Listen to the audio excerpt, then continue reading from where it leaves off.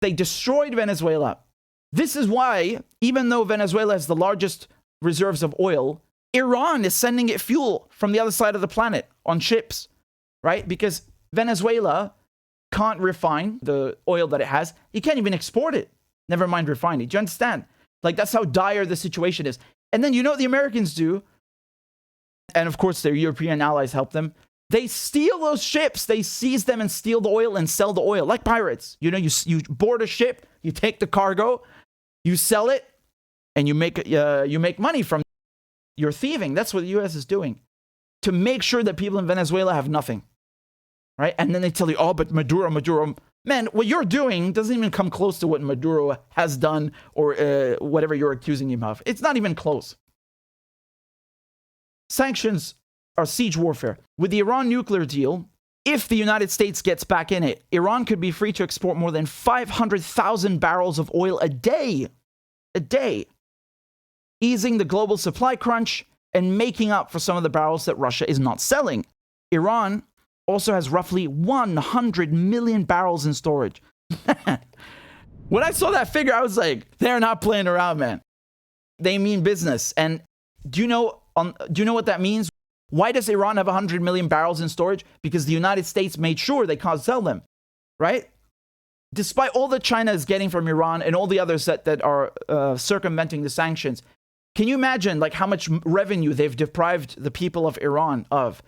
And of course, what does that mean? No medicine, no hospital machines and equipment.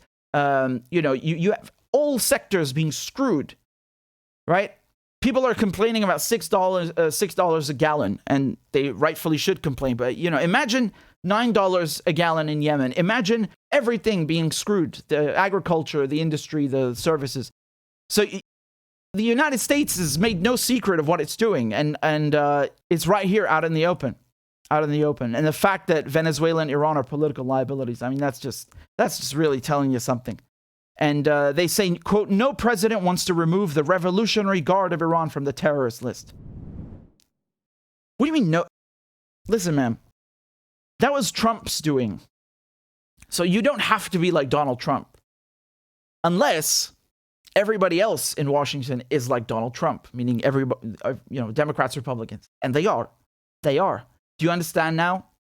This is what I told you since the beginning, how Joe Biden is keeping all of the foreign policy crap that Trump did and either running with it or increasing it. And I want to tell you something. Here they say that Iran could release 500,000 barrels a day, right?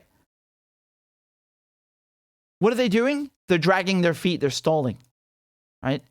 Instead, they want to go to the Saudis, who apparently have a better human rights record, I guess.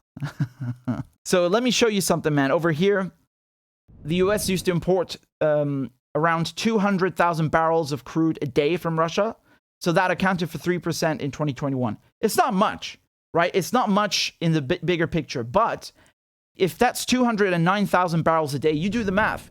These are millions of barrels in a year. And so even though it's just 3%, it's a lot. And the United States, because it's the hyperpower, maybe not for long, but it is the hegemon. When the United States does something, it affects everybody. Why? Let me explain. Well, when the U.S. sanctions Russian oil, everybody else can't touch it. Okay? It's like, I'm simplifying this very much, but it's like, imagine you have a barrel of oil in the room, or barrels of oil in the room, and the U.S. Uncle Sam looks over there and says, you can't touch that, or I'm going to put you in jail. I'm going to take your money. I'll seize your companies. And you got everybody else in the room saying, well, damn, we better not touch it. Yeah, exactly. Then what happens? Russia gets isolated, and that's the point. No one else can buy Russian oil. Do you understand? So it's not just about, the United States is importing 200,000 barrels less a day. No. And the prices go up and up. The war in Ukraine sent the gas and oil prices up. Then the United States said they're thinking about banning Russian energy imports, sent the prices up. Then they actually banned Russian energy imports, sent the prices up. The EU said by the end of the year, they're getting rid of 90% of Russian oil imports. And what does that mean? Oil prices go up. The OPEC plus countries, they wanted to start producing more oil anyway in September. So, all they did is basically they moved the plan up to July and August. The price has already been calculated and, with this in mind. So it's not going to help that much.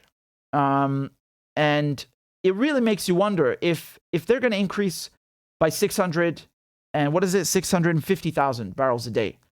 And Iran can do 500,000. That's just Iran. I mean, come on, man. You're shooting yourself in the foot. But anyway,